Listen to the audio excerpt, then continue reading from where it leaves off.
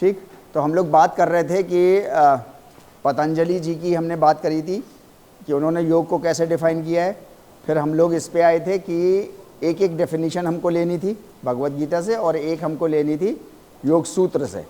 योग सूत्र से और भगवत गीता से क्यों एक एक लेनी है? क्योंकि ये दो कैनोनिकल स्क्रिप्चर्स हैं, आधारभूत फाउंडेशनल स्क्रिप्चर्स हैं योग के, इसलिए हमको एक एक डेफिनेशन इससे लेनी है। हम लोगों ने ये भी डिस्कस किया था लास्ट क्लास में कि योगेश्वर ने भगवत गीता के अंदर 21 तरह से डिफाइन किया है योग को, है नहीं, लेकिन हम लोग कोई एक ही डेफिनेशन ले पाएंगे, मजबूरी है हम लोगों की, राइट।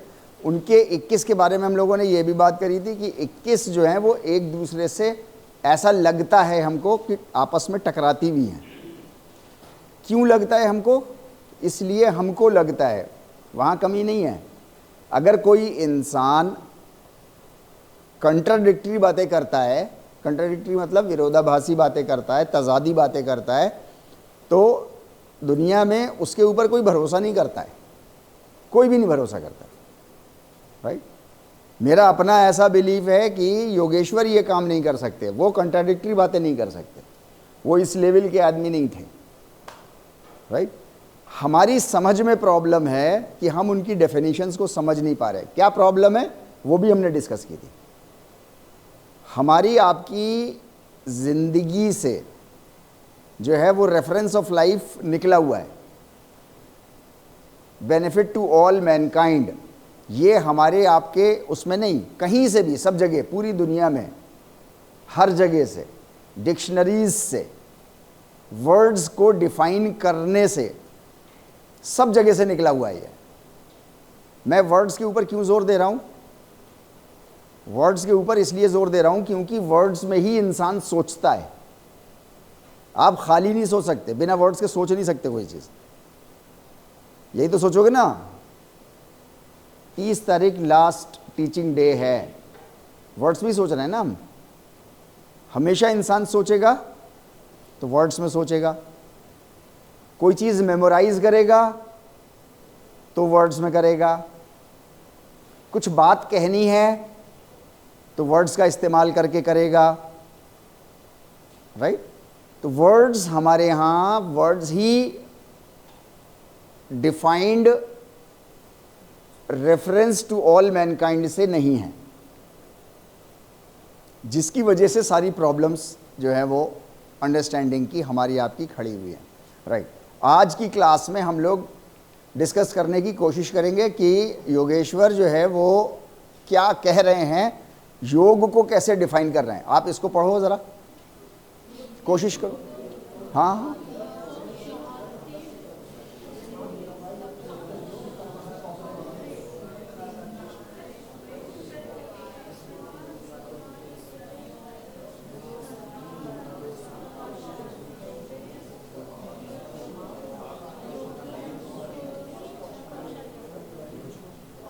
ठीक, थोड़ा सा हम लोग फिर से पढ़ेंगे।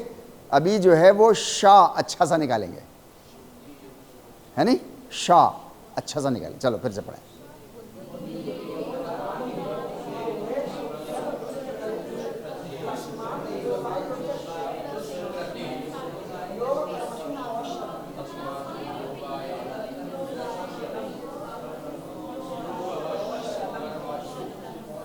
है नहीं, दुष्कृते कौशलम, दुष्कृते नहीं, दुष्कृते और कौशलम, हाँ कौशलम, ठीक है नहीं, राइट।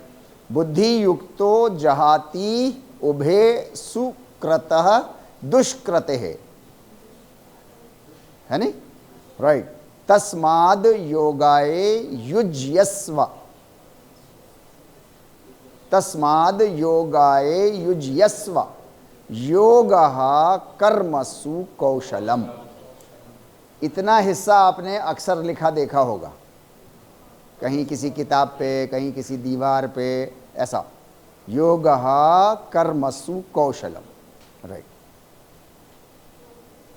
हम लोग एक एक करके पढ़ेंगे इसको, इसके पूरे मीनिंग को समझ के अच्छे से। Wise people give up thinking about give up कहते हैं छोड़ देने को। वाइज पीपल छोड़ देते हैं thinking about the results of their actions. एक बात हो गई है। दूसरी बात,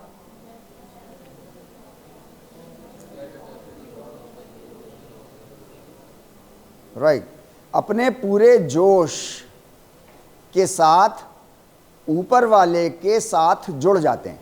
अपने पूरे जोश से उससे जुड़ जाते हैं। उससे जुड़ जाने का मतलब क्या? वो तो दिखाई नहीं देता। को अपी न पश्येत चक्षु है, भारतीय संस्कृति में इसको कहते हैं कि उसको कोई अपनी आंखों से देख नहीं सकता, राइट।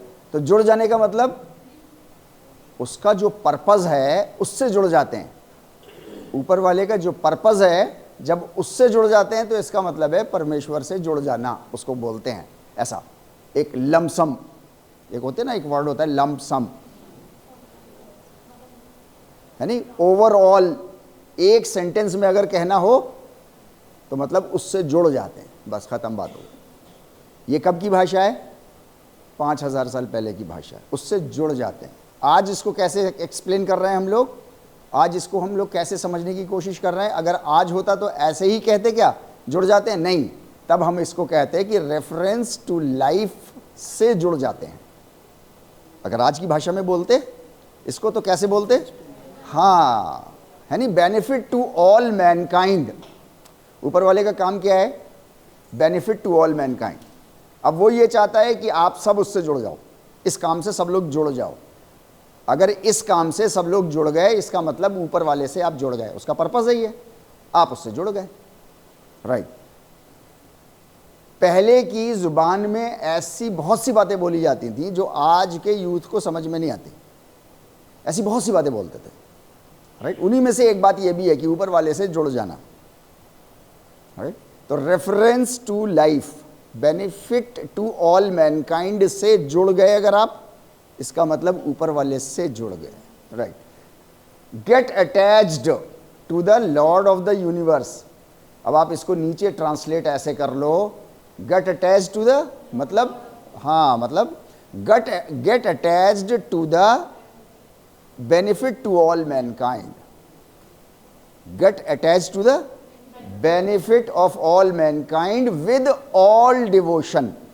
पूरी अपनी तन्मयता से, पूरा अपना पोटेंशियल से, रेफरेंस टू लाइफ से जुड़ जाइए, राइट। इसको कॉपी पे लिख लिए पहले अपनी जल्दी से, फिर आगे बढ़ेंगे इसमें हम।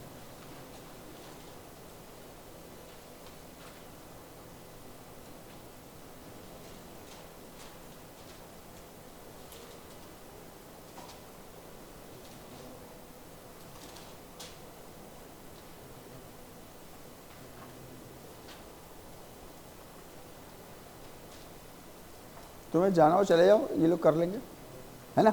जाना है ना तुम्हें अस्पताल?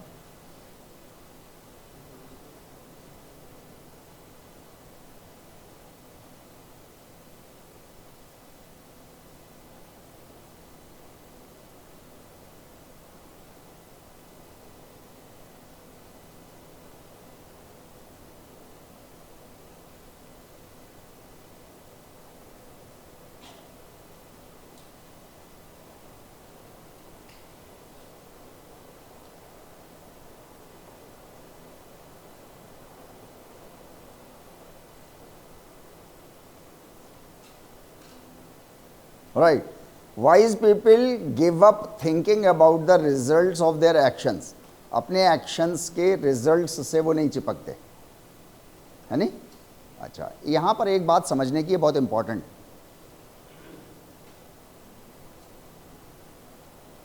यहां पे एक क्वेश्चन कोई भी उठा सकता है, मैं भी उठा सकता हूं, आप भी उठा सकते हो। सवाल आ सकता है हमारे दिमाग में कि उस इंसान को तो बहुत ही बेवकूफ़ कहा जाता है जो अब मतलब अपने कामों के रिजल्ट्स के बारे में भी ना सोचता हो, उसी को तो पागल कहते हैं।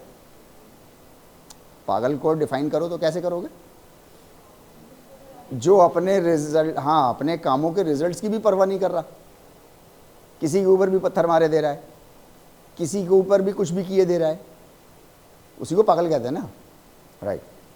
तो यहाँ पर जो है वो क्या ये कहा जा रहा है कि जो है वो ऐसे लोग जो रिजल्ट्स की परवाह नहीं करते?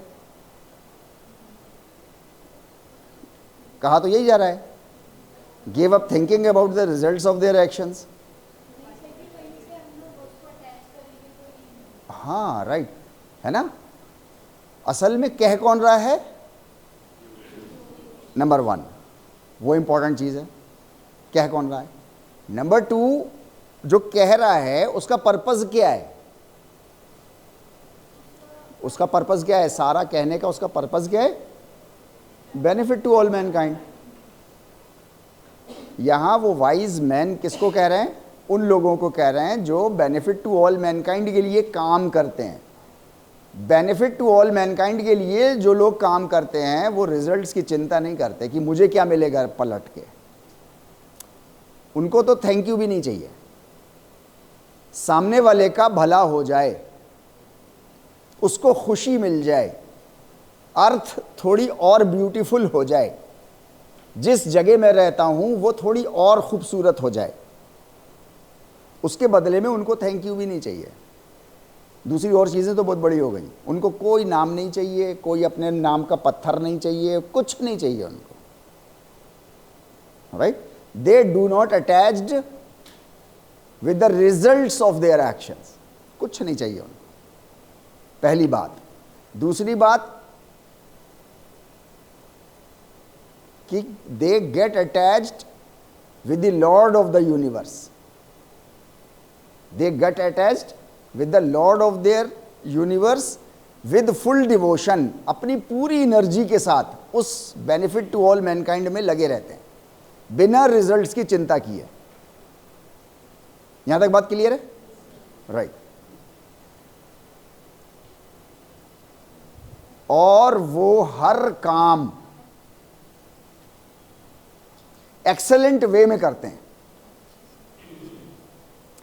अच्छे से भी और अच्छा, और अच्छे से भी एक स्टेप और अच्छा, राइट। योगः कर्मसु कौशलम, राइट। अपना जो काम है उनका, फॉर एग्जाम्पल आप स्टूडेंट हो, सवाल ये है हम यहाँ पे आए हैं एएमयू के अंदर, तो किस काम के लिए आए हैं पहले ये तय करना है हमको आपको। क्या यहाँ पर हम आए हैं धरना देने के लिए, मैचेस खेलने के लिए, अच्छा स्पोर्ट्समैन बनने के लिए? अगर अच्छा स्पोर्ट्समैन बनने के लिए यहाँ पे आए हैं तो गलत जगह चुन लिया आपने। हाँ, स्पोर्ट्स मिलेगा, ड्रामा क्लब मिलेगा, एक्टिंग भी मिलेगी, फाइन आर्ट्स भी मिलेगा, सब कुछ मिलेगा, लेकिन वो सब सेकेंडरी लेवल पे है, प्राइमरी नहीं है वो काम आपका। प्राइमरी क्या हो आप? प्राइमरी आप जिस काम के लिए आए हो, किस काम के लिए आए हो? हाँ, यानी अपनी फील्ड में स्टूडेंट बनने के लिए आए हो, स्टूडेंट बन के सीखने के लिए आए हो अपने सीनियर्स से। अब वो गवर्नमेंट ऑफ इंडिया उसको तय करती है कि वो सीनियर्स कौन होंगे आपके जो आपको सिखाएंगे कुछ। ये प्राइमरी काम है ना हमारा, राइट। योगेश्वर कह रहे हैं कि योग वो होता है जिसमें आपकी फुल नियत, फुल इंटेंशन तो आपकी है benefit to all mankind, almighty god से फुल जुड़े हुए हैं, और आपका अपना जो काम है उसको फुल कौशल के साथ, कौशल मतलब एक्सपर्टीज, फुल एक्सपर्टीज के साथ आप अपना काम कर रहे हैं। तो आप इस वक्त स्टूडेंट हैं, तो स्टूडेंट होने के नाते फुल एक्सपर्टीज के साथ आप स्टूडेंट हो जाइए, फुल एक्सपर्टीज के साथ मैं स्टूडेंट हो जाऊं। स्टूडेंट होते पे दो बातों का ध्यान रखना है इस डेफिनेशन में। एक पहली लाइन का ध्यान रखना है नहीं?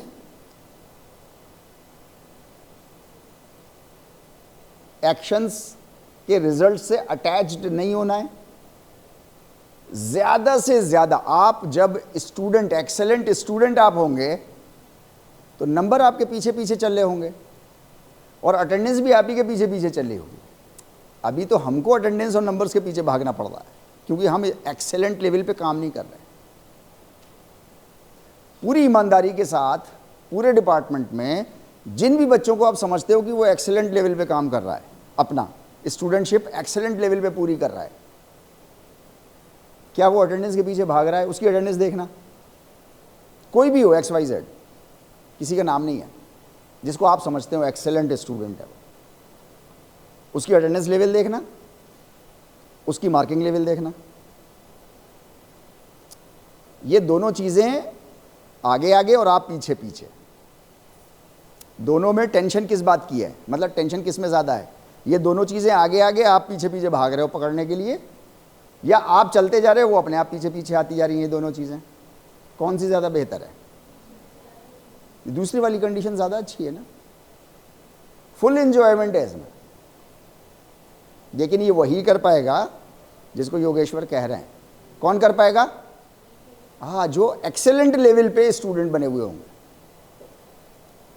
एक्सेलेंट लेवल मतलब एग्जैक्टली अपना काम आपका परफेक्ट होना चाहिए।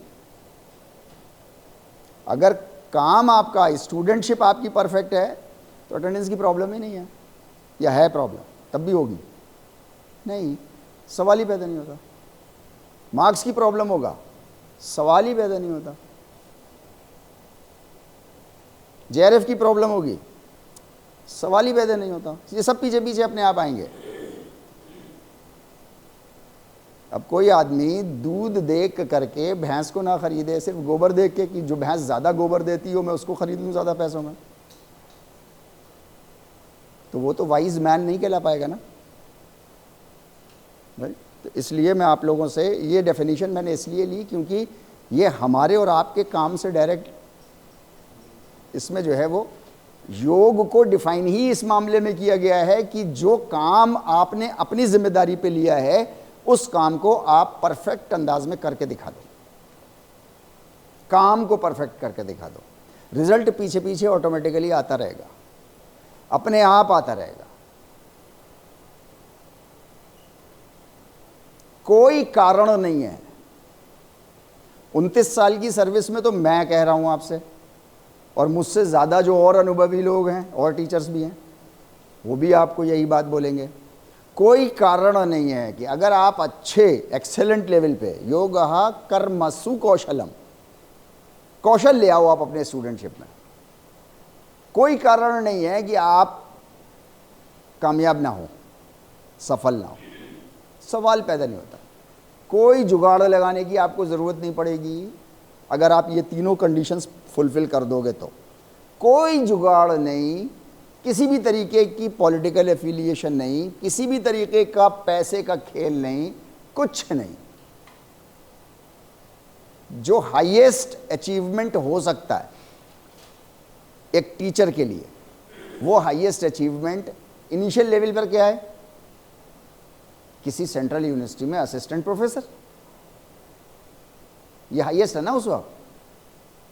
फिर धीरे धीरे फिर प्रमोशन होगा उसमें, फिर प्रोफेसर भी होगा। आप ही में से कुछ लोग वाइस चांसलरशिप के लिए भी जा रहे होंगे, लेकिन कौन लोग जा रहे होंगे? वो लोग जा रहे होंगे जो ये तीनों कंडीशंस फुलफिल करते होंगे। तो ये सीक्रेट है, ये डेफिनेशन सीक्रेट है हमारे और आपके स्टूडेंटशिप के लिए, मेरे टीचर होने के लिए। राइट? एक बार फिर से पढ़ो इसको, संस्कृत में पढ़ो पहले, जो लोग पढ़ सकते हो। बुद्धि युक्त जो लोग हैं, युक्त समझते हैं? हाँ, जुड़े हुए जो लोग, हाँ एग्जैक्टली।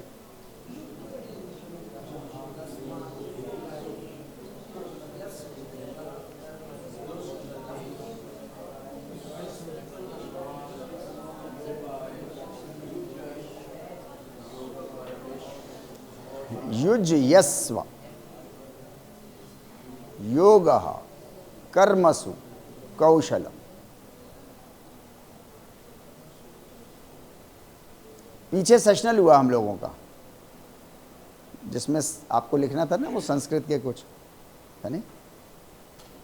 मेजॉरिटी मैक्सिमम लोगों को यहाँ पर हिंदी आती है, लेकिन इस डेफिनेशन में हम लोग फिट नहीं बैठ पाए उसमें।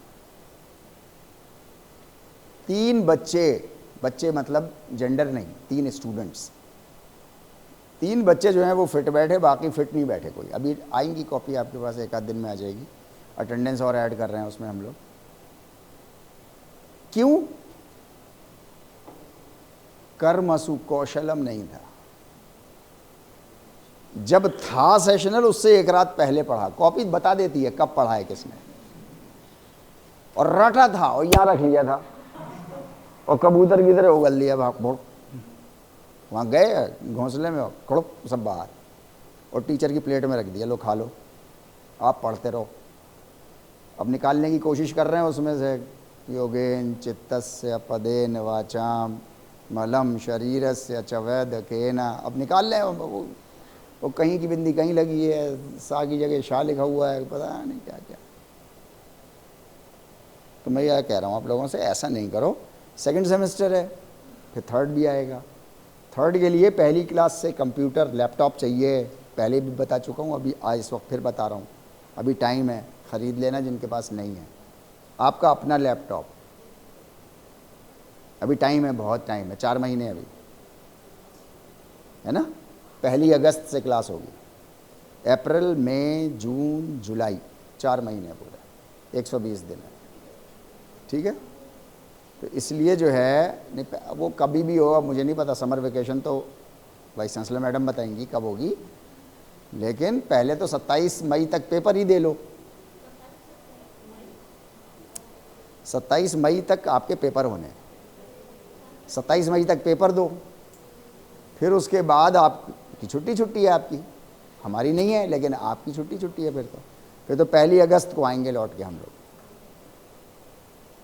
राइट। तो इन 4 महीनों में आज से लेके, और आपको लैपटॉप अपना अपने पास रखना है, क्योंकि कंप्यूटर साइंस की क्लास है नहीं, उसमें आपके पास अपना वो होना चाहिए, राइट। तो आप लोगों ने कर्मसु कौशलम पूरा नहीं किया पिछले सेशनल में, लेकिन इसको कंटिन्यू मत रखिएगा इस प्रैक्टिस को, है नहीं। पूरे कौशल के साथ स्टूडेंट बने रहिए आप, राइट। तो ये एक डेफिनेशन है योग की, जो कि श्री कृष्ण ने भगवत गीता के अंदर आपको दी है। इस तरीके की 20 डेफिनेशंस ऐसे बहुत सारी और हैं, वो हम लोग नहीं बात कर रहे उसकी, सिर्फ एक ही की बात कर रहे हैं। सेशनल में जिन लोगों को हिंदी नहीं आती थी तो उन्होंने ट्रांसलिट्रेशन फॉर्म में लिखा है, तो वहाँ भी बहुत गड़बड़ है।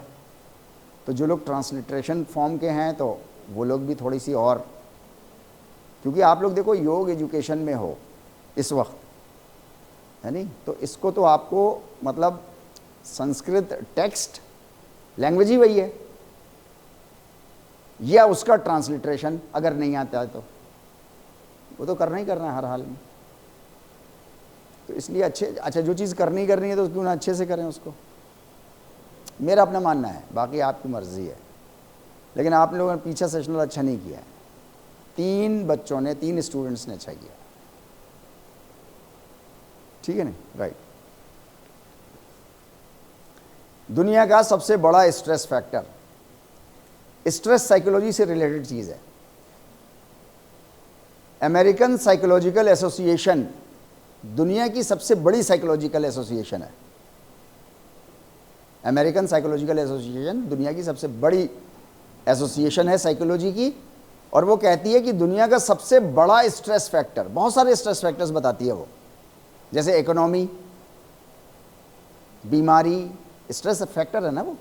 बीमारी हो गई कोई ऐसी कि पूरा घर स्ट्रेस में आ गया, फाइनेंशियल कंडीशन बहुत ज़्यादा ख़राब हो गई तो पूरा घर स्ट्रेस में आ गया, ऐसे बहुत सारी चीज़ें। वो रिलेशनशिप स्ट्रेस, बहुत सारे रिलेशनशिप स्ट्रेस हैं, राइट, बहुत सारे बताते हैं। लेकिन सबसे बड़ा जो स्ट्रेस फैक्टर वो बताते हैं, और फिर लिखते ये हैं कि दुनिया की मैक्सिमम पॉपुलेशन उसमें इन्वॉल्व है, सबसे बड़ा स्ट्रेस फैक्टर है, और दुनिया की मैक्सिमम मोर देन 99% लोग उसमें इन्वॉल्व है। रिजल्ट्स कंट्रोल में कर लूं मैं किसी तरीके से,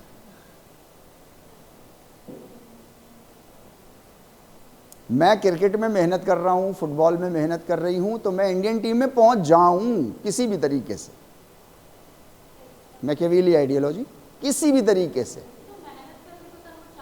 हाँ चाहे ना, कौन मना कर रहा है, हाँ, लेकिन रिजल्ट्स को कंट्रोल नहीं करना। कंट्रोल करने का मतलब क्या हुआ, मतलब मुझे चाहिए है, ठीक है, बहुत अच्छी बात है, लेकिन अगर कोई मेरे से एक स्टेप आगे अच्छा खेल रहा है तो मैं पहले उसके लिए चाहूँ ना, पहले वो पहुंच जाए, नहीं, हाँ तो ठीक है। तो वही कह रहे हैं वो, अमेरिकन साइकोलॉजिकल एसोसिएशन यही कह रही है, अमेरिकन साइकोलॉजिकल एसोसिएशन कुछ और नहीं कह रही आपसे, वो यही कह रही है कि रिजल्ट्स को कंट्रोल करना, कि मुझे मिल जाए, दूसरे को मिले नहीं मिले पता नहीं है, मुझे मिल जाए। लेकिन अब कैसे मिले, क्योंकि मुझसे अच्छे और भी हैं, तो उसके लिए फिर इनडायरेक्ट फोर्सेस आदमी इस्तेमाल करता है, हाँ वो तो तरह तरह से इस्तेमाल करता है, राइट। तो अमेरिकन साइकोलॉजिकल एसोसिएशन कहती है कि trying to control results is the biggest stress factor. इसमें सब परेशान है, इसमें सिर्फ वो नहीं परेशान है जो स्ट्रगल कर रहा है। फॉर एग्जाम्पल जैसे स्पोर्ट्स पर्सन है तो वो परेशान हो रहा है, नहीं, वो नेट के बाहर, ग्राउंड के बाहर जो उसके पेरेंट्स बैठे हुए हैं, वो शायद प्लेयर से भी ज़्यादा स्ट्रेस में है, राइट। क्यों? Because they all are trying to control results. Results नहीं कंट्रोल करने हैं, अपनी चीज़ में एक्सेलेंस लेके आनी है। आप एक्सेलेंट हो गए तो इंडियन टीम अपने आप जगह देगी आपको। एक्सेलेंसी में जगह है, जगह का सीक्रेट है, ना कि किसी भी तरीके से। करके तो देखो, कोशिश तो करें, जिस चीज़ के लिए बने हो उस चीज़ को पहचानने की कोशिश तो करो, और फिर देखो होते हो कि नहीं होते हो। अभी सबसे बड़ी प्रॉब्लम क्या है हमारे आपके साथ, हमारे आपका बोला तो सब लोगों के साथ, कि हम उस फील्ड के हैं नहीं जिस फील्ड में हम मेहनत कर रहे हैं। हम अपनी बात नहीं कर रहे हैं यहाँ पे, मतलब मैं मेजॉरिटी की बात कर रहा हूँ। दुनिया का मोस्ट सक्सेसफुल सर्जन, हाँ नहीं मैं ये नहीं कह रहा, वो रो रहा है ना, क्यों रो रहा है इतने सालों के बाद?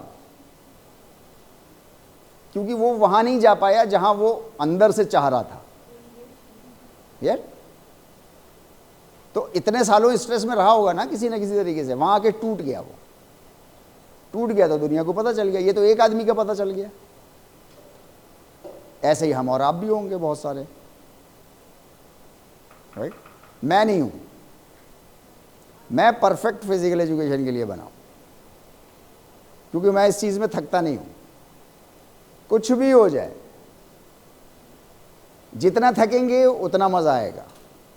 अगर ये हो रहा है तो इसका मतलब उस काम के लिए आप, और उसमें एक्सेलेंस आपकी हो जाती है, दुनिया अपने आप जगह देती है आपको, रोक नहीं सकता कोई आपको।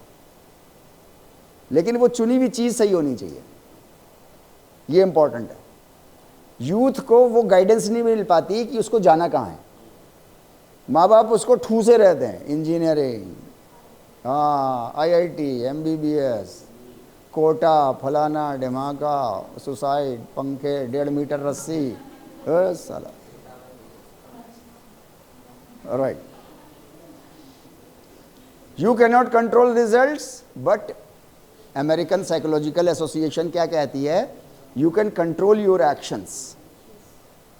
You can not control your results, you can control your actions only, right. 5000 साल पहले इतनी रिसर्चेज करी उन्होंने, हजारों रिसर्चेज करी, उसके बाद वो उस बात के ऊपर पहुंचे जो 5000 साल पहले योगेश्वर श्री कृष्ण जी कह रहे हैं। लेकिन हमने उनकी बात ठुकरा दी। उनको नहीं गांठा ना हमने, right. American psychological association, America, अच्छा वो कह रहा है तो मान लिया हमने फौरन टक से। हाँ तब अब सही कह रहा होगा, ठीक है। एनी हाँ, ठीक, ये मतलब समझते हैं इसका, समेशन ऑफ, इसको कहते हैं मैथमेटिक्स में समेशन ऑफ, है ना। महर्षि पतंजलि और श्री कृष्ण की डेफिनेशंस का समेशन क्या है? योगश चित्तवृत्ति निरोधः और बुद्धि युक्तो जहाति उभे सुकृते दुष्कृते, राइट।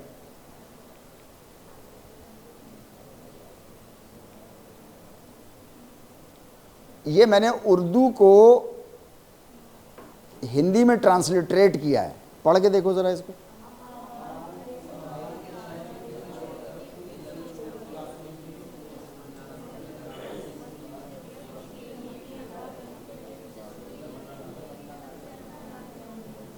अमाल के नताइज मतलब रिजल्ट्स ऑफ एक्शंस।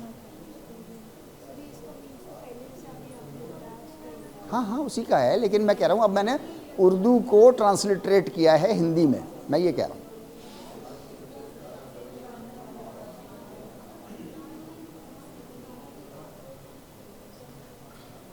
पूरी लगन से रब्बुल आलमीन, सारी दुनिया, पूरे ब्रह्मांड का जो रब है, रब समझते हैं ना हम लोग तो, है नहीं? पिक्चरों में आता रहता है ना बहुत, या रब्बा, हे रब्बा, ऐसा करके, है ना, वही वर्ड है ये, राइट। ये हम लोग पहले भी डिस्कस कर चुके थे, है नहीं, right.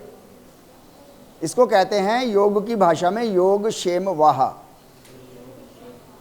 Gradual development of something from its very beginning to its final destination. Gradual development, एक बीज है पेड़ का, कोई भी पेड़, एक बीज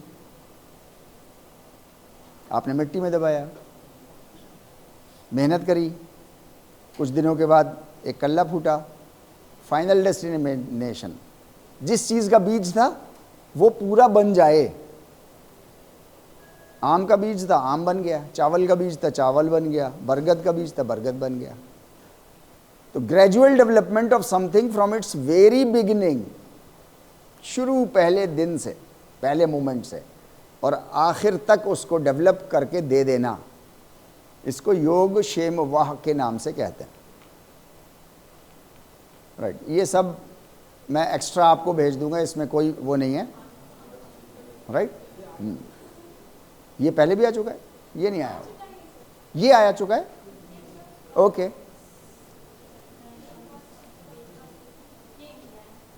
राइट।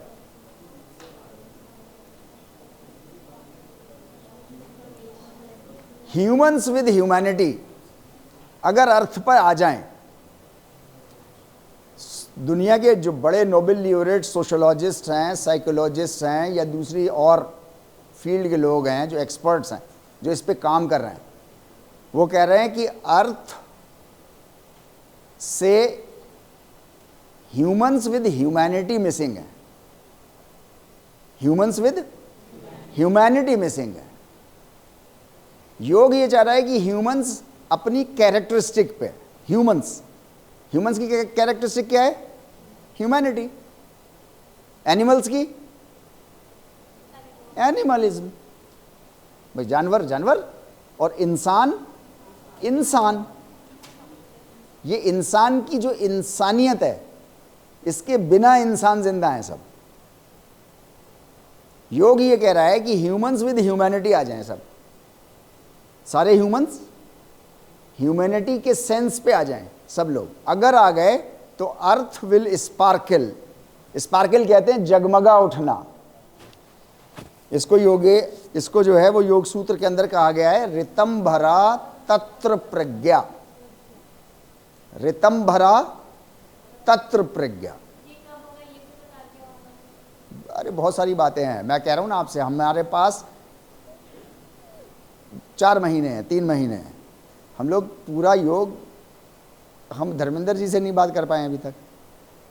आज 2 घंटे धर्मेंद्र जी के साथ बैठे हुए थे, तो बहुत सारी बातें तो कह रहे थे। वो कह रहे थे कि सर ये तो पहली बार मैं सुन रहा हूँ। तो मैंने कहा अभी हम लोग फाइनल, योग की कोई भी बात आप कहो हाँ कि 100% पूरी हो जाएगी, मतलब आपके जीवन में, तो 100% नहीं होगी। आने वाले वक्तों में धीरे धीरे पूरी होती रहेगी।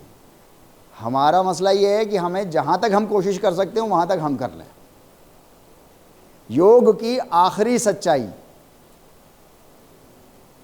सच्चाई दुनिया के सबसे आखिरी इंसान के लिए छोड़ देनी चाहिए। हाँ बिल्कुल होगी, मैं को मना कर रहा हूँ। डिपेंड करता है कि हम सब मिलके कलेक्टिव वे में कितने एफर्ट्स लगा सकते हैं।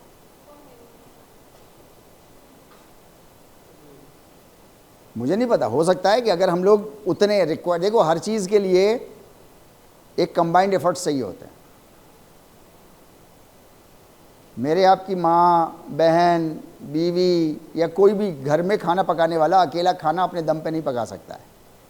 ये पका सकती है वो, आपकी माँ पका सकती है अकेले अपने दम पे, अगर आप लेके ना हो सब्जी तो। एक दिन ले आएगी जाके, वो 2 दिन ले आएगी, क्योंकि बच्चा एमयू से लौट के आया है छुट्टियों में, और 2 दिन के बाद हाँ जिनके होंठों पे मुस्कुराहट है वो मुझे मालूम है, वो चप्पल खा चुके हैं वो सब। 2 दिन के बाद गालियाँ पड़ना शुरू हो जाती हैं, आ जाओ लाइन पे। हाँ, और सही बात भी है, होना चाहिए भाई। जवान बच्चा जवान बच्ची घर में लेटे हुए है मस्त, बच्चा कह रहा है मैं थक गया हूँ, बहुत काम करके आया हूँ। यहाँ 30% अटेंडेंस नहीं बन रही उसकी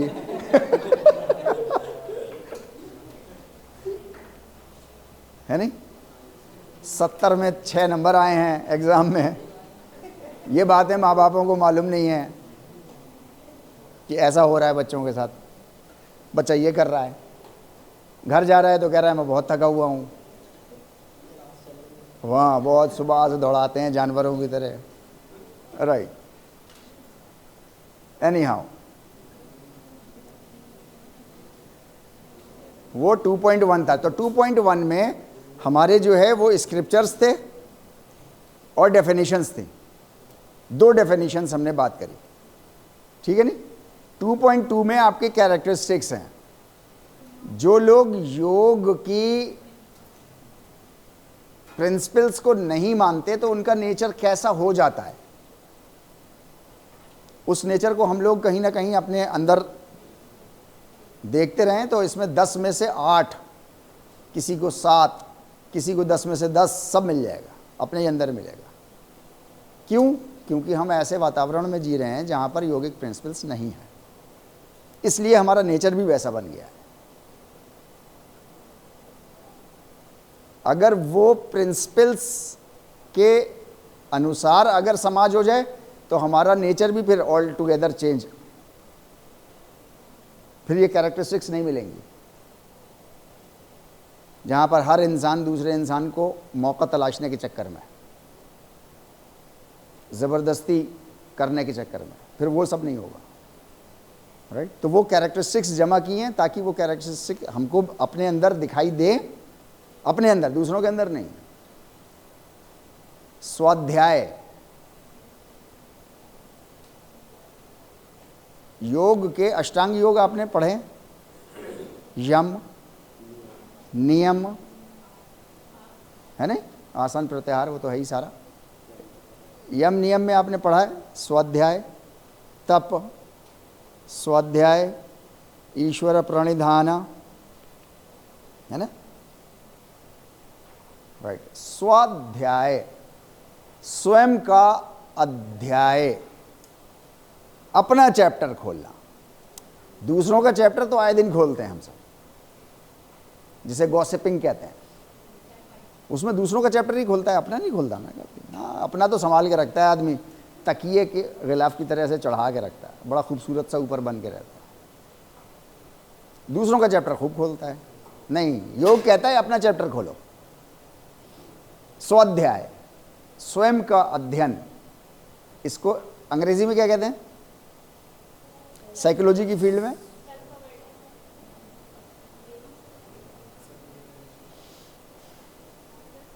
अपना चैप्टर जो इंसान खुद खोलता है, उस एक्ट को क्या कहते हैं साइकोलॉजी की फील्ड?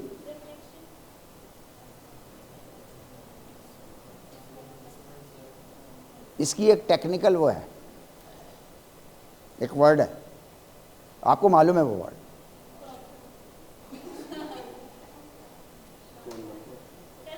अरे जल्दी बताओ, फिर जाओ पानी वानी पी के आओ। जाओ, भाग जाओ। इंट्रोस्पेक्शन, जाओ जाओ जाओ। इंट्रोस्पेक्शन, खुद का इंस्पेक्शन करना। जाओ भागो, जल्दी जाओ। ठीक, right. Sources of knowledge, right. हमारे पास नॉलेज हासिल करने का रास्ता क्या है, नॉलेज हम हासिल कैसे करते हैं, इसको हम लोग इसमें समझने की कोशिश करेंगे। नॉलेज मतलब कोई भी चीज़ को समझना है तो उसको समझने के लिए वो सोर्सेज कौन कौन से हैं जिससे हम चीज़ों को समझते हैं, राइट। एक तो हमारे पास ये इमोशंस है। इमोशंस आप समझते हैं ना, मतलब एक पावर है, जोश मारती है। जैसे आपका वाटर वेपर, इसके ऊपर हम लोग शायद बात कर चुके होंगे, यानी वाटर वेपर जैसे जोर मारती है तो ढक्कन जो है वो बुड़ बुड़ बुड़ बुड़ बुड़ बुड़ ऐसे करके, राइट। तो वो जो भाप जो है, ऐसे ही हमारे ये इमोशंस होते हैं। ये इमोशंस आपकी हर उस पे, ईगो पे भी, आपके आइडियाज़ पे भी, आपके गुस्से पे भी, प्यार में भी, नफ़रत में भी, हर जगह ये इमोशंस जो है वो जोर मारते हैं अपना, राइट। दूसरी चीज़ हमारे पास है इंटेलेक्ट, जिससे हम चीज़ों को समझते हैं, राइट। लेकिन इसकी अपनी कुछ कैरेक्टरिस्टिक्स हैं। इसकी तो एक ही कैरेक्टरिस्टिक है, ये नीचे से पुश मारता है। कोई भी काम करना हो ये पुश मारेगा। जैसे आप अपने शहर के लिए, अपनी यूनिवर्सिटी के लिए आप खेल रहे हैं तो आपके इमोशंस पुश मारेंगे कि मेरी यूनिवर्सिटी ऊपर रहनी चाहिए, हाँ, जिसको आप मोटिवेशन बोलते हो, राइट। तो वो पुश मारते हैं। इंटेलेक्ट, इसकी कुछ कैरेक्टरिस्टिक्स है। अकल तो बोलते ही रहते हैं हम लोग, समझते भी हैं इस बात को, नहीं, इसकी कुछ कैरेक्टरिस्टिक्स हैं। क्या कैरेक्टरिस्टिक हैं?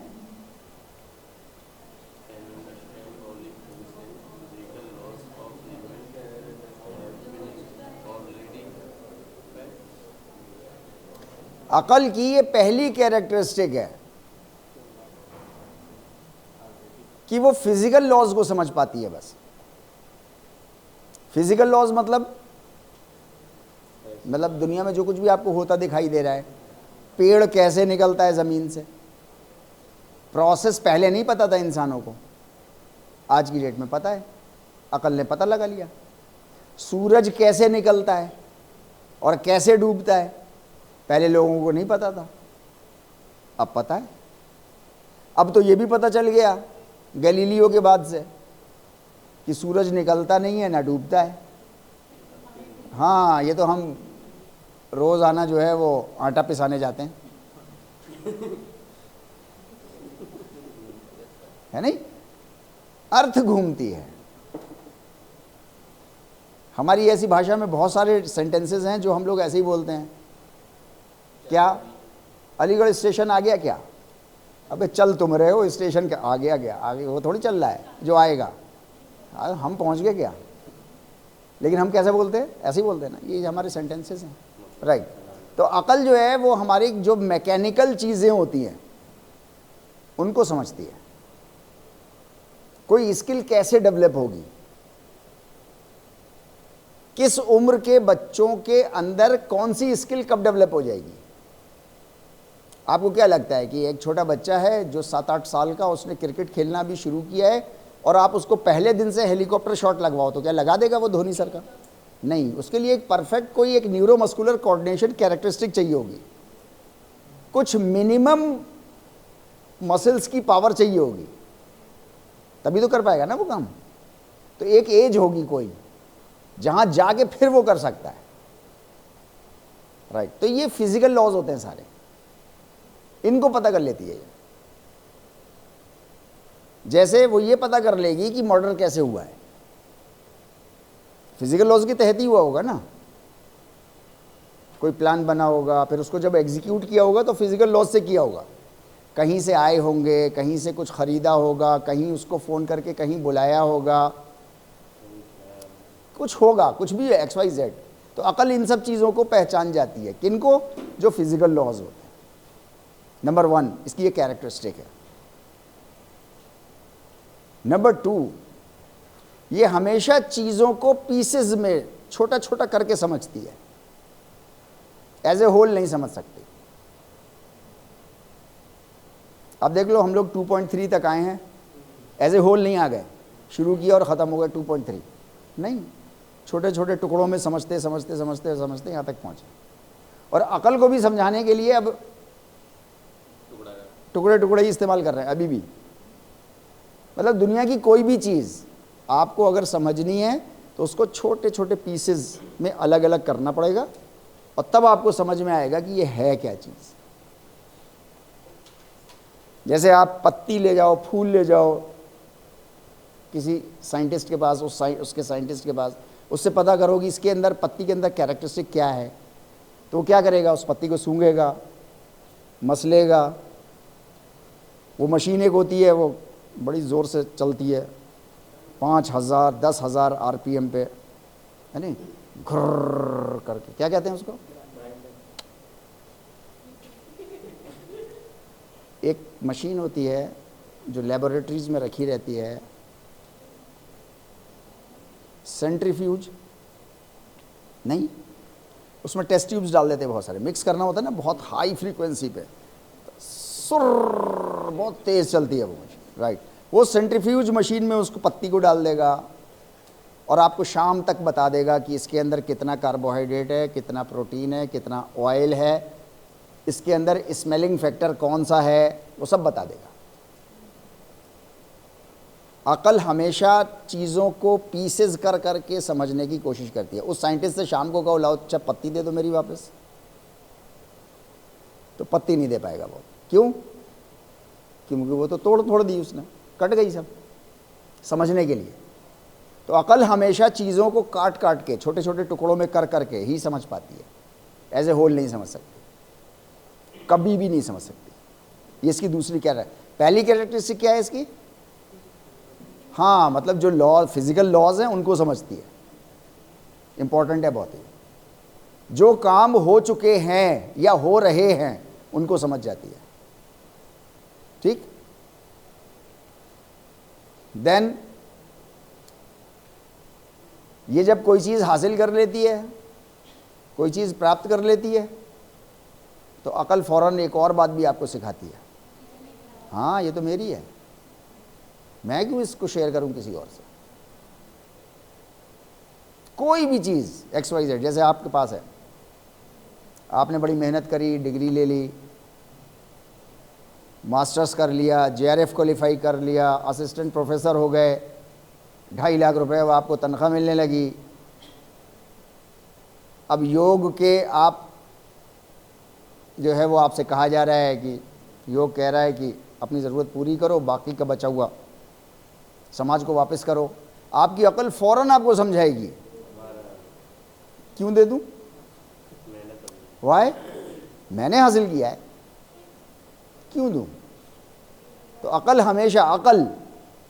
हमेशा जो है वो चीज़ों को जो हासिल कर लेती है तो कहती है ये तो मेरा है। ये अकल की कैरेक्टरिस्टिक है। तो ये 3 चीज़ें हैं अकल के पास। क्या क्या? हाँ, एक तो फिजिकल लॉज समझेगी बस, ये और लॉज नहीं समझ पाती है, ये सोशल लॉज नहीं समझ पाती, सोशल लॉज नहीं समझ पाती है। एक इंसान को दूसरे इंसान के साथ, जैसे ये लॉ नहीं समझ में आएगा अकल के कि मैं अपनी ज़रूरत से ज़्यादा जो है, तो महर्षि पतंजलि कह रहे हैं प्रत्याहार कर दो, दे दो समाज को वापस, तो अकल को समझ में नहीं आएगी ये बात। क्या नहीं, कुछ चक्कर सवाल ही पैदा नहीं, मैंने हासिल किया ये तो। तो जब आएगी तब आएगी, लेकिन अभी तो जब आएगी तो कुछ भी दे देगा। तो लेकिन मैं एक बात कह रहा हूँ आपसे, अकल का काम क्या है? अकल आपको जो भी चीज़ उसने हासिल की है मेहनत करके, वो कहेगी कि ये तो तुम्हारी है, खुद तुम्हारी अपनी है, ये क्यों दे दें हम किसी और को, राइट? सोशल लॉज, ये सोशल लॉ है। अपनी ज़रूरत पूरी हो गई, दूसरों की जिनकी ज़रूरतें रुकी रह गई हैं उनकी पूरी करनी है, ये सोशल लॉ के तहत होगा।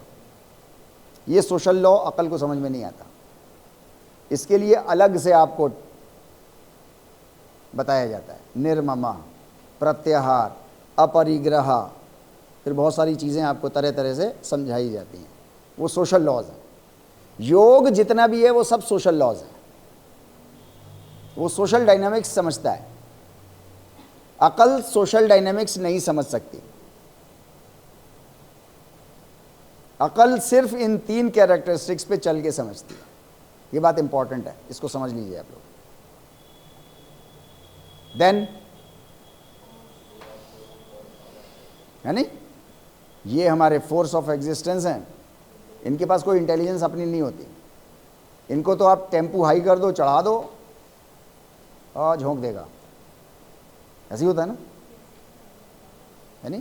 कोई भी आर्मी जब जाती है तो उसका ऑफिसर या कंट्री का जो ऑफिसर है, प्रेसिडेंट ऑफ इंडिया, कोई भी जब जाएगा उसके पास तो अकल की बातें नहीं करेगा कभी। अकल की एक बात नहीं करेगा उससे, क्यों? वरना अकल तो हाँ, वो तो जाएगा ही नहीं। फिर वो कहेगा भाई मेरी फैमिली, मैं मुझे संभालनी है। नहीं, उसको क्या करेगा? हाँ, सिर्फ उकसाना, वो वर्ड्स ही ऐसे इस्तेमाल करेगा जिससे भड़क जाए वो और चढ़ाई कर दे। जो होगा देखा जाएगा। और पीछे सिक्योरिटी देता है, मैं हूँ ना, चिंता मत, ठोक दे साहब। वो तो जब वो तो देखते हैं, मालूम है कैसे देखते हैं भाई सब, राइट? ओके, इंटेलेक्ट और इमोशंस। अब इस बात को आप समझते हो, बहुत इंटरेस्टिंग चीज़ें हैं ये सारी योग की, और बहुत बेसिक हैं भी। इसके ऊपर पूरी योग की बिल्डिंग खड़ी हुई है, राइट? कॉनंड्रम कहते हैं पहेली को।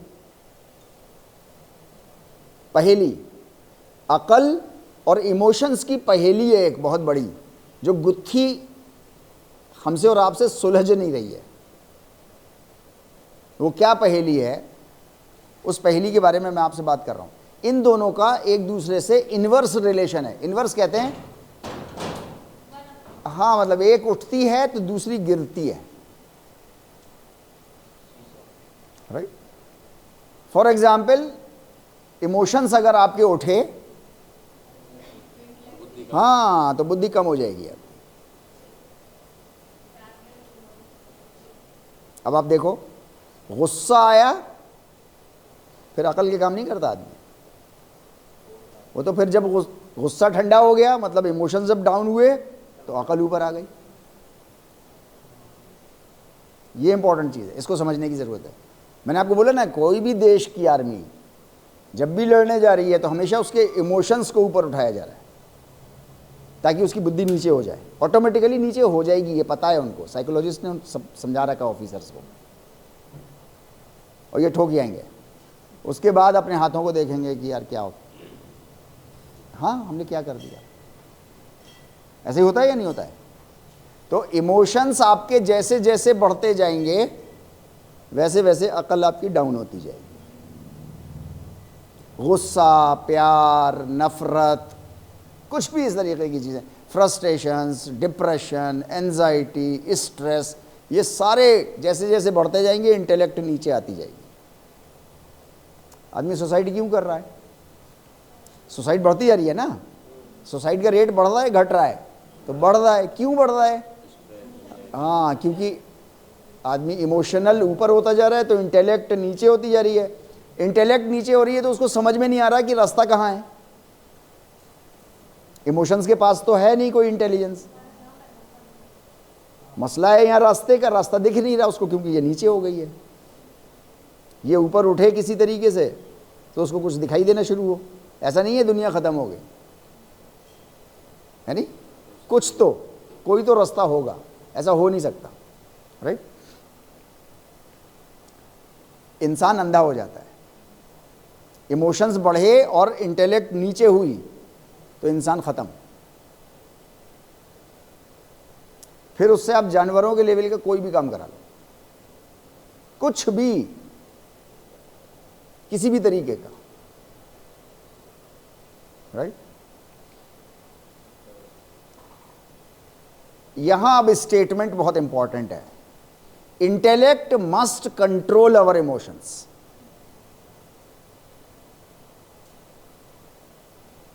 अब ये एक एक चीज को आप लोग ये अच्छे से अगर समझ लोगे, जो लोग आप में से समझ लेंगे, तो एक तो इंटरेस्टिंग है और बहुत काम की है, पूरी जिंदगी काम आएगा आपकी। इंटेलेक्ट मस्ट कंट्रोल अवर इमोशंस, नंबर 1। यहां बात क्लियर है बिल्कुल, है नहीं? अच्छा, इंटेलेक्ट मस्ट कंट्रोल अवर इमोशंस, लेकिन इंटेलेक्ट की अपनी प्रॉब्लम है। प्रॉब्लम है ना इंटेलेक्ट की। एक तो वो सिर्फ फिजिकल लॉज समझती है, मतलब उसको अपनी भूख समझ में आती है इंटेलेक्ट को, लेकिन दूसरे को क्या तकलीफ है भूख की वजह से उसके समझ में नहीं आएगी। है भूखा तो मैं क्या करूं? वो अभी बात यार, बेचारे को इतना बदनाम हम लोगों ने कर दिया कि वो उसकी आत्मा परेशान होगी, है ना? राइट। हाँ, मैंने किया उसको, आता है सपने में मेरे पास, थपड़े आता है मुझे पकड़ पकड़, तो अरे तू पहला आया जिसने बदनाम किया मुझे। राइट। इंटेलेक्ट की अपनी प्रॉब्लम है, जो उसकी कैरेक्टरिस्टिक्स हैं, आप उसको कैरेक्टरिस्टिक कह लो, प्रॉब्लम कह लो, कुछ भी कह लो, कि वो बिना डिवाइड किए चीज़ों को समझती नहीं। अब हमें देखना है ह्यूमैनिटी को एज ए होल। योग कह रहा है कि एज ए होल वासुदेव कुटुंबकम। अकल कह रही है कि हाँ नहीं, काटो, हिंदू मुस्लिम करो, वरना मसला नहीं हल होगा। अकल नहीं तो सिखाया है ना ये, है नहीं? तो ये अकल की अपनी प्रॉब्लम है। लेकिन ये बात भी ठीक है, इंटेलेक्ट मस्ट कंट्रोल अवर इमोशंस, अगर हमें अंधा बन के जीवन नहीं गुजारना है तो। लेकिन अकल की अपनी प्रॉब्लम है। अब सवाल ये पैदा होता है हमारे आपके सामने कि इंसान को फिर मतलब हाँ, उसका पाथ कहाँ है नहीं? अभी पूरी दुनिया में इस वक्त सारा मसला जो है वो सारा इंटेलेक्ट का है। अच्छा, इंटेलेक्ट सिखा रही है, ताकत तुम ज़्यादा है, दूसरे का शोषण कर लो, नो प्रॉब्लम। क्यों? मेरा है, मैंने ताकत ली है, इस ताकत को मैं जैसे चाहूँ वैसे इस्तेमाल कर लूँ। जिसके पास ज़्यादा इंटेलेक्ट है वो अपने से कम वाले को बेवकूफ़ बना के खींचे ले रहा है सब, पूरी दुनिया में। क्या अमेरिका तो अपने से कमज़ोर कंट्रीज़ को, और क्या एक कंट्री के अंदर डिफरेंट समुदाय। जो पावर में आ जाए, जिसको कहते हैं जो पावर में आ जाए, वो दूसरों को नोचना शुरू कर दे, क्योंकि अकल सिखा रही है, करना यही है। राइट। महर्षि पतंजलि योग सूत्र के अंदर सोर्सेज ऑफ नॉलेज बता रहे हैं। प्रत्यक्ष, अनुमान, आगमः, प्रमाणानि। प्रमाणानि मतलब प्रूफ, नॉलेज मतलब कहते हैं ना हम लोग, प्रूफ दो ना, राइट। तो नॉलेज के सोर्सेज प्रत्यक्ष। प्रत्यक्ष मतलब हाँ, जो सामने चीज दिखाई दे रही है, ये भी नॉलेज है ना। जैसे आपको बंद अंधेरे कमरे में ले जाया जाए और वहां लाइट जला दी जाए, तो सारी चीज़ें प्रत्यक्ष हो गई, मैनिफेस्टेड हो गई, सब चीज़ें खुल गई सामने, तो पता चल गया आपको कमरे में क्या क्या चीज़ें हैं, नॉलेज हासिल हो गई आपको। तो एक तो प्रत्यक्ष, दूसरा अनुमान। अनुमान मतलब वही अंदाजे नहीं, बेस्ड ऑन, अनुमान कहते हैं बेस्ड ऑन रीजन। ऐसा अंदाज़ा जो बेस्ड ऑन रीज़न आपने लगाया है। इसको मैं अक्सर मिसाल देता हूँ इसकी, जैसे आपका घर सड़क के कहीं किनारे हो और एक बहुत तेज़ स्पीड गाड़ी की आवाज़ आपको आए, तो based on reason and logic आपने एक अंदाज़ा लगाया, एक अनुमान लगाया कि यार बहुत तेज़ स्पीड पे जा रहा है।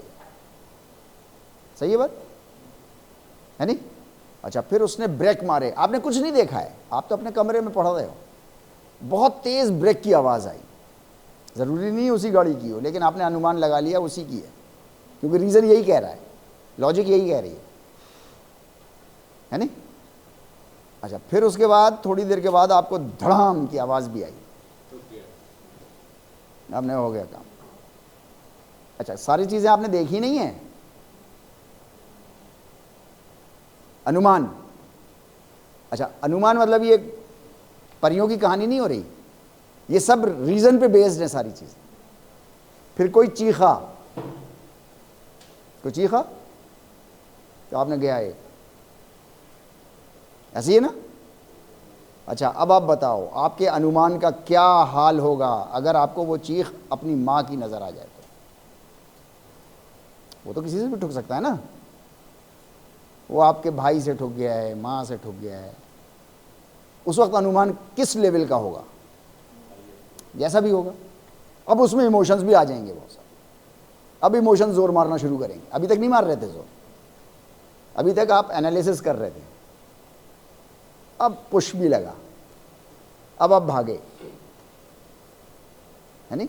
तो ये से कहते हैं अनुमान। प्रत्यक्ष तो प्रत्यक्ष है, सामने दिखाई दे रही है चीज़, मेज़ पे क्या क्या रखा है सब दिख रहा है, क्लासरूम में क्या क्या है सब दिख रहा है, अनुमान। राइट? शेर अनुमान लगाता है, सारे जानवर लगाते हैं, हम भी लगाते हैं, सब लोग लगाते हैं। राइट? उसको 3 किलोमीटर दूर से आग की खुशबू सुंघाई दे जाती है, मैनिफेस्टेड नहीं होती, स्मेल है बस, कोई मैनिफेस्टेशन नहीं है। उसको अंदाज़ा लगाया उसने, वहाँ पे 3 किलोमीटर दूर से उल्टी दिशा में चलना शुरू कर देता है। शेर सबसे ज़्यादा अगर डरता है तो वो आग से डरता है, इसीलिए जो एक्सपीरियंस्ड शिकारी होते हैं वो आग का एक वो रखे रहते हैं जहाँ शेर का ख़तरा होता है उनको, वो जैसे ही आया अब टुक से फ़ौरन जला ली। हम भी डरते हैं, सब लोग डरते हैं, लेकिन शेर के बारे, क्योंकि शेर ख़तरनाक है ना, इसके अलावा कंट्रोल में नहीं आ रहा किसी और चीज़ से। दूसरे और जानवर बहुत सी चीज़ों से कंट्रोल आ जाते हैं। राइट? तो एक तो प्रत्यक्ष है, अनुमान है, और एक है आगामाह। आगामाह कहते हैं बाहर से कोई चीज़ आई किसी के पास। एक तो इंसानों की सारी जो कैरेक्टरिस्टिक है, हर इंसान का बच्चा बाहर से ही सीखता है, अंदर से कुछ सीखा सिखाया नहीं आया। जानवरों के सारे बच्चे अपनी ज़िंदगी का सारा सामान सीखा सिखाया आते हैं। इसको मैं आपसे कई बार कह चुका हूँ ना, किसी भी बकरी के बच्चे ने, बिल्ली के बच्चे ने कभी फिनाइल नहीं पिया। इंसान का बच्चा है जो उसे मालूम नहीं कोल्ड ड्रिंक क्या होती है, पानी क्या होता है और फिनाइल क्या होता है, वो कुछ भी पी जाता है। जो 4 हाथ पैर पे चल रहा है ना बच्चा, वो कहीं भी उंगली डाले दे रहा है सॉकेट के अंदर। बकरी के बच्चा नहीं डालता सॉकेट के अंदर हाथ, कभी नहीं देखा होगा आप। क्यों? वो सीखा सिखाया आया है, उसे मालूम है इलेक्ट्रिक करंट क्या होता है। इंसान के बच्चे को हर चीज़, इवन के सांस लेना भी सिखानी पड़ती है बाहर से।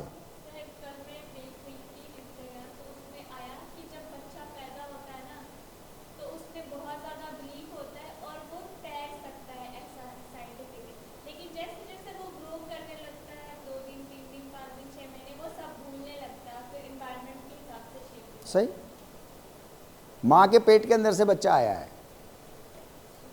फ्लूइड है, पूरे फ्लूइड में वो पूरे 9 महीने तैर के आया है। आप पैदा हुए बच्चे को ऐसे डाल दो, कभी नहीं डूबेगा, क्योंकि उसको तैरना आता है, उसको मालूम है फ्लोट कैसे करना है। फ्लोट इसको कहते हैं स्विमिंग में, फ्लोटिंग। स्विमिंग नहीं, स्विमिंग अलग चीज़ होती है, फ्लोटिंग अलग चीज़ होती है। उसको हाउ टू फ्लोट ये पता है, how to float in water. नहीं डूबेगा, कभी नहीं डूबेगा। लेकिन आपने उसको दूर रखा, दूर रखा, दूर, जैसे कि हमारी आपकी प्रैक्टिस है। तो किसी भी स्किल से आपको दूर रखा जाए जो आप खेलते हो। सचिन तेंदुलकर सर को 10 साल क्रिकेट मत खिलाओ, एक्यूरेसी देख लेना उनकी कैसी हो जाएगी, खराब हो जाएगी। तो फिर वो वही एक्यूरेसी हमारी खराब हो गई है पानी के अंदर, वरना हम सब बेहतरीन तैराक थे, राइट। एनी हाउ, तो आगामाह जो बाहर से हमको इंफॉर्मेशन एक आ रही है, एक तो ये जनरल सारे इंसानों के साथ है कि सब लोगों को बाहर से सीखनी होती है, ये एक इंपॉर्टेंट चीज़ है। इसलिए मैं आप लोगों से हमेशा, मतलब इसकी तो आप वो बना लो, प्रैक्टिस बना लो, चाहे कितने ही बड़े इंसान कल को हो जाना बाई पोस्ट, राइट, चाहे कितने बड़े प्रोफेसर हो जाना, फिजिकल एजुकेशन कुछ हो जाना, लेकिन सीखना नहीं छोड़ना। जिस दिन सीखना छोड़ा आपने उस दिन आपकी मौत है, ख़त्म है। मैं तो उसको मौत कहता हूँ, मौत है, जिंदा लाश है फिर तो इंसान, सीख ही नहीं रहा, वही पुराने उस पर चल रहा है। अब जो ज़माना टेक्नोलॉजी का आ गया है, अब वो स्टूडेंट्स नहीं बचे, सॉरी टू से, नहीं, उनको इन्फॉर्मेशन नहीं चाहिए आपसे। अगर मैं सिर्फ आपको इन्फॉर्मेशन यहाँ पर दूँ और अपने एक्सपीरियंसेस आपको शेयर ना करूँ, तो मुझसे अच्छा तो फिर एआई बता देगी आपको एनाटॉमी। किसी टीचर की ज़रूरत नहीं है फिर आपको, एआई ज़्यादा अच्छा पढ़ा देगी। यूट्यूब पे ज़्यादा अच्छे लेक्चर्स रिकॉर्डेड है। टीचर्स की क्या ज़रूरत है? टीचर की जो ज़रूरत है वो इम्पॉर्टेंट है, और वो ज़्यादातर टीचर्स को नहीं समझ में आती है। मैं इंडिया की बात नहीं कर रहा, ऑल ओवर वर्ल्ड की बात कर रहा हूँ। क्या कि टीचर पीछे की जनरेशन से करंट जनरेशन से जुड़ा है। करंट जनरेशन के पास पीछे की इंफॉर्मेशन नहीं है, एक्सपीरियंसेस नहीं है। ये एक्सपीरियंसेस टीचर को शेयर करने होते हैं करंट टाइम में, जो उसको कहीं और नहीं मिल सकते, वो इंसान से ही मिल सकते हैं। इंसान की एक बहुत इंपॉर्टेंट लर्निंग मेथड है ह्यूमन टू ह्यूमन। इंसान हमेशा इंसान से ही सीखता है, इंसान हमेशा इंसान से ही इन्फ्लुएंस्ड होता है। तो इसलिए जो है वो आप लोग अगर कंटिन्यूअसली रोज़ाना के हिसाब से कोई भी एक नई बात अगर सीखने का आपके अंदर जज्बा है, तो बहुत इम्पॉर्टेंट है कि आपको ऑब्जर्वेशन अपना खुला रखना होगा। सिर्फ चीज़ें देखनी नहीं होंगी। कहीं आप खाली बैठे हो, कई बार ऐसा होता है कि आप खाली बैठे होते हो, ऑब्जर्वेशन की प्रैक्टिस करनी है, राइट। कुछ नहीं कर रहे आप वहाँ पे, ऐसे जैसे ये पर्दे पड़े हुए हैं ना, आपको ब्लाइंड्स कहते हैं इनको, राइट। अभी मैं आप लोगों में से किसी से पूछूं ये एक खिड़की पे कितने ब्लाइंड्स हैं, शायद आप में से कोई नहीं बता पाएगा, क्योंकि आपने ब्लाइंड्स देखे हैं, ऑब्जर्व नहीं किए कभी। अगर ऑब्जर्व किए होते तो आपको इसकी गिनती पता होती। ये फ़र्क है देखने में और ऑब्जर्वेशन में। तो मैं ये कह रहा हूँ, कहीं भी खाली बैठे हैं, कुछ नहीं है करने के लिए, वैसे तो अपने साथ नोट्स रखा करिए, बुक्स रखा करिए। पूरी बुक अगर कैरी नहीं कर सकते तो कुछ मेरी तरह की हरकतें करा करिए। 10 पेज फाड़ के ले जाया करिए बुक के, सेमिनार के नहीं, अपनी किताब के, है नहीं भाई। पूरी बुक नहीं पढ़ सकते, मतलब कैरी कर सकते, तो 10 पन्ने उसके फोल्ड करके रख लिए, जब टाइम मिले खोल के पढ़ लिएगा। डॉक्टर का इंतज़ार कर रहे हैं अपने टाइम का, इतनी देर में 10 पन्ने पढ़ लेंगे आप, 3 पढ़ लेंगे, 5 पढ़ लेंगे। लेकिन वो अगर पन्ने ही नहीं होंगे आपके पास तो पढ़ेंगे क्या? ऐसा कर लीजिए। एक हरकत और करता हूँ मैं, थोड़ी सी महंगी है, वो कर लीजिए। अलीगढ़ से लखनऊ शताब्दी का टिकट कराता हूँ, इधर से पढ़ता हुआ जाता हूँ, उधर से पढ़ता हुआ आता हूँ। थोड़ा महंगा शौक है, सिर्फ पढ़ने के लिए। क्योंकि 4 घंटे 5 घंटे जाऊँगा ना मैं, तो 4 घंटे 5 घंटे में मेरी एक किताब ख़त्म हो जाएगी, मेरे नोट्स। मैं क्यों ले जाऊँ, आप जाओ। क्या हर जगह मैं ले जा रहा हूँ आपको? अब बच्चे बड़े हो गए, बच्चे अपने आप चले। मैं एक बात कह रहा हूँ आपसे, क्या चीज़? हाँ, मैं क्यों ले जाऊँ? भाई मैं क्यों, खुद जाओ ना, बच्चे बड़े हो गए ना अब। जो छोटे बच्चे होते हैं उनको ले जाया जाता है कहीं भी, तो बच्चे ही रहेंगे तो मतलब क्या है? वॉशरूम भी ले जाएं? नहीं ले जा सकते, बच्चे बड़े हो गए, सगे माँ बाप नहीं ले जा सकते। तो मैं एक बात कह रहा हूँ, मतलब तरह तरह के आप खुद अपने लिए डिवाइस करो। मैंने अपने लिए डिवाइस किए। बस में मैं नहीं सफ़र करता क्योंकि बस हिलती रहती है ना, तो पढ़ नहीं सकते आप। तो आप अपने लिए पढ़ने के तरीक़े खुद ईजाद करो। यहाँ आते हो, एक पीरियड खाली है, एक पीरियड पढ़ाई कर लो। एक पीरियड 50 मिनट का है तो 30 मिनट तो कहीं नहीं गई पढ़ाई आपकी, और 30 मिनट बहुत होता है फिज़िकल एजुकेटर के लिए। 30-30 मिनट के 5 मिल जाएं तो 150 मिनट हो गए पढ़ाई आपकी। 150 मिनट, 2.5 घंटा, और क्या चाहिए आपको? फिज़िकल एजुकेटर को कभी भी 5 घंटे, 6 घंटे, 7 घंटे लगातार नहीं मिलेंगे।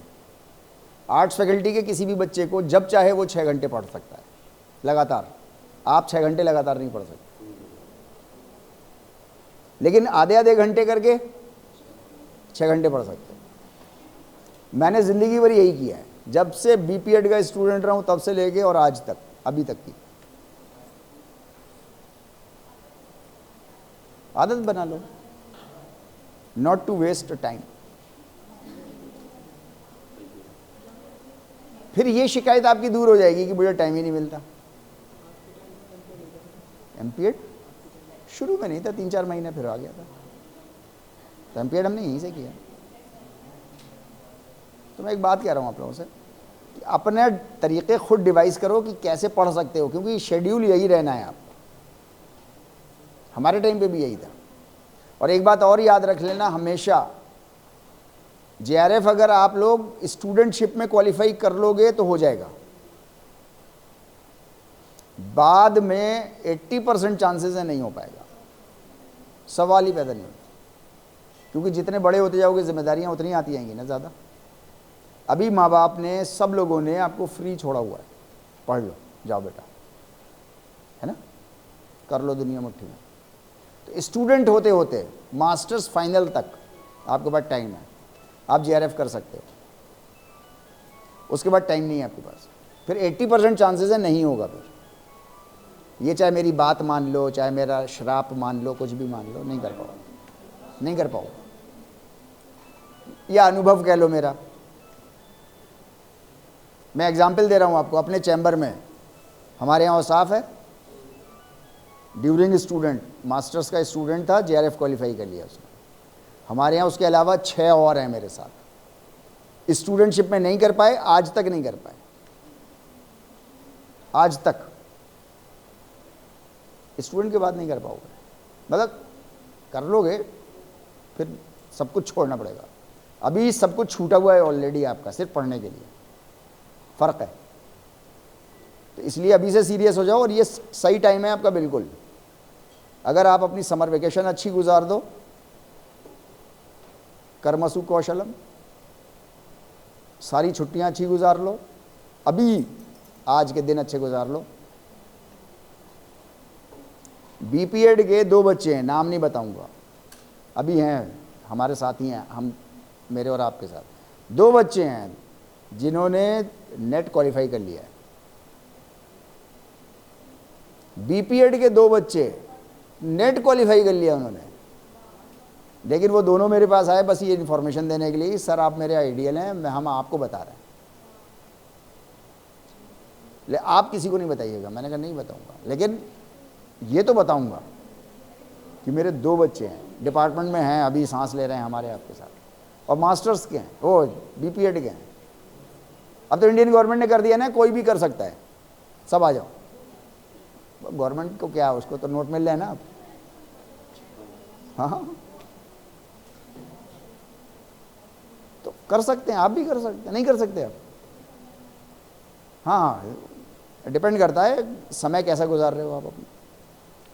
अगर शिकायत में समय गुजार रहे हो कि डाइनिंग का खाना अच्छा नहीं है, समय नहीं मिल रहा, टाइम ही नहीं है तो फिर नहीं कर पाओगे। एमपीएड होते होते जेआरएफ की बात कर रहा हूं मैं, नेट की बात नहीं कर रहा, जेआरएफ से नीचे नहीं। कर्मसु कौशल, एक्सपर्टीज, एक्सपर्टीज तो जेआरएफ में ही है ना, नेट में नहीं है एक्सपर्टीज, ये याद रखिएगा। राइट, चलिए आगे बढ़ते हैं हम लोग थोड़ा सा, है ना। सारे जानवरों के पास ये है, ये दोनों कैपेबिलिटीज सारे जानवरों के पास है। राइट, लेकिन ह्यूमंस को एक्स्ट्रा एक नॉलेज चाहिए बाहर से। तो हम लोग बात ये कर रहे थे, एक तो जनरल लोग, मैं आप सब लोग, हमको भी बाहर से ही सीखना होता है, लेकिन योग के प्रिंसिपल्स कुछ लोग होते हैं उनको बाहर से परमेश्वर की तरफ से दिया जाता है, ऑलमाइटी गॉड की तरफ से दिया जाता है सिर्फ उनको, और फिर वो पूरी दुनिया को बताते हैं। उनको भी बाहर से ही सीखते हैं वो, लेकिन सोर्स उनका डिफरेंट होता है, सोर्स डिफरेंट है। जैसे महर्षि पतंजलि, सोर्स डिफरेंट है उनका, फिर उन्होंने हम सबको सिखाया। राइट, तो इंसानों को ये आगामाह चाहिए साथ में, जानवरों को आगामाह नहीं चाहिए किसी को भी, वो इसी पे अपनी पूरा जीवन गुजारते हैं और सफिशिएंट होता है उनका जीवन। एक मुर्गी का बच्चा फुल ब्लोन मुर्गी बन जाता है सिर्फ इन दो चीजों से, लेकिन इंसान के बच्चे को इंसान बनने के लिए ये तीन चीजें चाहिए होती, दो चीजों से नहीं बन सकता। दो चीजों से बेहतरीन जानवर बन सकता है, इंसान नहीं बन सकता, क्योंकि सोशल लॉज नहीं है। राइट,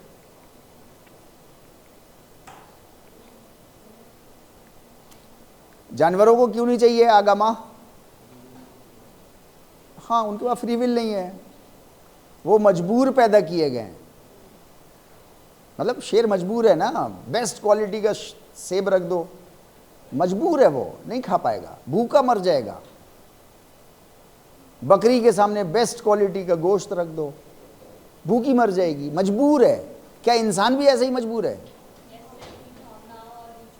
इंसान मजबूर ऐसा नहीं है। इंसान के पास हर काम के दो ऑप्शंस हैं ऑलवेज। आप कुछ भी करने चलो, कुछ भी, फौरन दो ऑप्शंस, मिनिमम दो ऑप्शंस हर इंसान के सामने होते हैं। प्यास लगी है, ऑप्शन है उठ के चले जाओ, अभी पी आओ। तो आपको समझ में आएगा कि यार इतनी देर का लेक्चर छूट जाएगा, तो थोड़ा बर्दाश्त कर लो, बाद में पी लेंगे। मतलब ये कैलकुलेशन चलते रहते हैं, मैं ये कह रहा हूँ, ऊपर नीचे होता रहता है। राइट, जानवरों के पास फ्री विल नहीं है, मजबूर पैदा किए गए हैं, इसलिए उनको अंदर से सीखे सिखाए आते हैं। अपनी लाइफ को बेस्ट लेवल पर जितना हो सकते हैं वो, उसका सारा पोटेंशियल उनके अंदर खुद मौजूद होता है, उनको कुछ नहीं करना होता। लेकिन इंसान ऐसा नहीं पैदा हुआ है, इंसान के पास फ्री विल है, मिनिमम दो उसके पास ऑप्शंस होते हैं हर काम को करने के, उसमें से एक उसे चुनना होता है, ये फ्रीडम है उसकी। लेकिन जो चुनेगा फिर वही रिजल्ट मिलेगा, इसमें उसकी फ्रीडम नहीं है। ये इंपॉर्टेंट चीज है। तो जानवरों के पास फ्री विल नहीं है, इंसानों के पास फ्री विल है। अब उसके पास फ्री विल है कि वो 120 की गाड़ी दौड़ा सकता है, ऑप्शन है ना उसके पास, गाड़ी उसके कंट्रोल में है, गाड़ी उसकी अपनी है, सड़क पूरी खाली है, 120 दौड़ा सकता है, 220 दौड़ा सकता है, या नहीं दौड़ा सकता? दौड़ा सकता है, फ्री विल है, ऑप्शन है। दूसरा ऑप्शन एक और भी है कि अप टू 100 ही रखे बस, वो भी ऑप्शन है। कानून ये कह रहा है अप टू 100 रखो, हाईवे पे, लोकेलिटी में आ जाओ तो 40 कर लो, बिलो 40, 30, 20 ऐसा। तो ऑप्शन है इंसान के पास, मर्जी है, राइट। क्योंकि इंसान को दूसरे इंसानों के साथ ज़िंदगी गुजारनी होती है, इसलिए उसको जो है वो आगमाह की ज़रूरत पड़ती है। एक इंसान अगर अकेला जंगल में रह रहा है तो उसको किसी आगमाह की ज़रूरत नहीं है, कोई योगिक टीचिंग की ज़रूरत नहीं है, कोई सोशल लॉज की ज़रूरत ही नहीं है, उसकी सोसाइटी नहीं है, तो मस्त अकेला। लेकिन जैसे ही दूसरा आ गया तो फौरन सोशल लॉज लग जाएंगे, फिर वो अपनी मर्जी से सोएगा, हाँ शायद सो ले, और उसने लाके बाल्टी पानी डाल दिया तो लग गए ना सोशल लॉज फौरन। इसका मन कर रहा है चिल्लाने का, वो सो रहा है बराबर वाला, लग गए ना सोशल लॉज। पहले तो जो मर्जी आ रही थी चिल्ला रहा था। तो अगर अकेला इंसान, मैं आप जंगल में रह रहे हैं तो कोई आगमा की ज़रूरत नहीं है। लेकिन जैसे ही दूसरा इंसान अगर आपके उसमें आ गया, और यहाँ तो एक नहीं है, 30-40 तो यहाँ बैठे हैं, अंदर से कुछ है नहीं, हमको सेंस नहीं है अंदर से, वो बाहर से अगर कोई ज़रा सी भी बदतमीजी कर दे तो फ़ौरन क्या कहा जाता है, माँ बाप ने नहीं सिखाया क्या? किसी बकरी से ये कहा गया है आज तक? नहीं ना। क्यों? क्योंकि वो अंदर से सीखी भी होती है, इसलिए नहीं कहते। इंसानों को बाहर से सिखाना होता है, इसलिए हर इंसान को याद दिलाया जाता है कि तुम्हारे पेरेंट्स ने यही सिखाया है। तुम किस स्कूल से पढ़ के आए हो? क्या स्कूल वालों ने कुछ नहीं सिखाया? कहते हैं ना, ये मुझसे कई बार कह चुके हैं, आपसे भी कई बार कह चुके होंगे। तो इंसानों को हमेशा बाहर से आगमा की ज़रूरत पड़ती है, ऑलवेज, राइट। इसको मैं सोशल डायनामिक्स, सोशल लॉज कुछ भी कह लो। इंटेलेक्ट जो है वो सोशल लॉज नहीं समझ सकती, नेवर। उसको बाहर से इंसान को सीखना होंगे social laws, how to behave in society. अकल तो यही सिखा रही है ना, ये तो मेरी ताकत है, चाहे पैसा, चाहे जिस्म की ताकत, चाहे अकल की ताकत, ये तो तुम्हारी अपनी है, दूसरों के लिए क्यों करूंगा? वाई? राइट।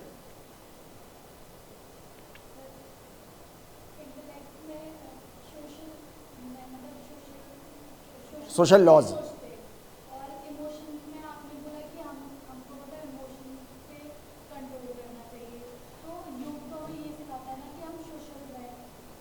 हाँ हाँ, तो यही तो अभी हम लोग बात कर रहे हैं ना, अभी धीरे धीरे आ रहे हैं वहाँ पर, अभी वहाँ पहुँचे नहीं हैं। आप अपना देखो, एक चीज़ होती है, कभी कभी हम लोग कुछ बातें हैं जो हम लोग धीरे धीरे एक एक स्टेप करके समझ सकते हैं ना, एक एक स्टेप से ही समझ सकते हैं, एक एक स्टेप करके समझ रहे हैं। अभी हम फॉर एग्जांपल 10 स्टेप्स हैं, फॉर एग्जांपल किसी चीज़ के 7 स्टेप तक पहुंच गए, अभी 3 स्टेप और कवर करने हैं हमको। लेकिन आपको एक सवाल खड़ा हुआ तो आप उस सवाल को लिख लो अपने पास, याद रहेगा हमेशा। फिर 8वीं चीज़ आ जाएगी, हो सकता है फिर एक और सवाल आ जाए तो एक और लिख लो सवाल। जब सब कंप्लीट हो जाए, हो सकता है आपको सारे सवाल के जवाब मिल ही जाए, क्योंकि तब तक बात अधूरी थी ना। और अगर तब भी नहीं मिला किसी सवाल का जवाब तो पूछ लो। तो हम लोग यहाँ ये बात कर रहे थे कि इंटेलेक्ट जो है वो सोशल लॉज को नहीं समझती है। योग आपको फिर वो सोशल लॉज बाहर से सिखाए जाते हैं आपको, how to behave in a society, how to live in a society. आपकी जिम्मेदारी क्या है सोसाइटी में रहने के लिए। फॉर एग्जाम्पल, किसी की इंटेलेक्ट ज़्यादा है तो उसने दुनिया के ज़्यादा रिसोर्सेज उसके पास आ गए क्योंकि इंटेलेक्ट ज़्यादा है उसकी। कुछ लोग समाज में ऐसे भी हैं जिनकी इंटेलेक्ट अच्छे लेवल की नहीं है, तो उनके पास जीवन गुजारने के रिसोर्सेज बहुत कम रह गए, वो अपनी ज़रूरतें भी पूरी नहीं कर पा रहे, अपने परिवार की भी ज़रूरतें पूरी नहीं कर पा रहे। तो अब आगमाह ये कह रहा है कि प्रत्याहार करो, निर्ममः करो। एक्स्ट्रा जो ज़रूरत से ज़्यादा है, निर्ममा, जो ज़रूरत से ज़्यादा है, वर्जित है रखना अपने पास, दूसरे को दे दो। वर्जित, वर्जित समझते हैं? हाँ, वर्जित, ये वर्जित है कि आप यूनिवर्सिटी की बिल्डिंग तोड़ो, वर्जित, वर्जित कहते हैं ना उसको, प्रोहिबिटेड, प्रोहिबिटेड है वो, एक्स्ट्रा रखना।